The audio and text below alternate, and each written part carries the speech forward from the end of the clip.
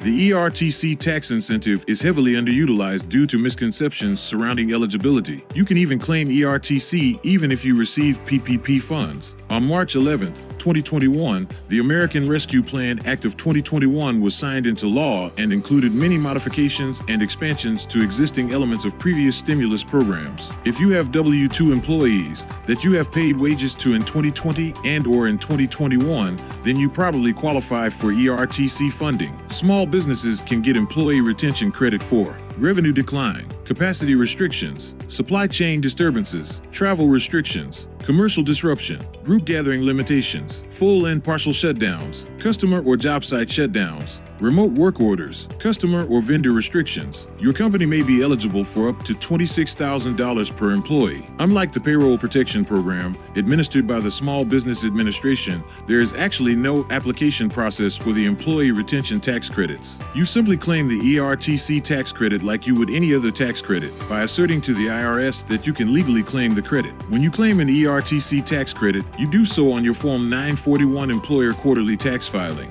For prior quarters, you must file an amended form, the Form 941X, to reduce your current quarter's tax contribution and request a refund of excess credits, which is highly likely. Another perk of ERTC is that since you can often estimate these credits in advance of distributing cash for payroll, you can file a Form 7200 to receive a cash advance to avoid waiting until the end of the quarter to apply for the refund. The ERTC program has been expanded to help more business owners retain their employees, and it pays you money for the W-2 employees that you had employed and retained during the years 2020 to 2021. The qualification for each year is slightly different, but depending upon what you paid out to W-2 employees in wages for both years, you could qualify to get back as much as $26,000 per employee.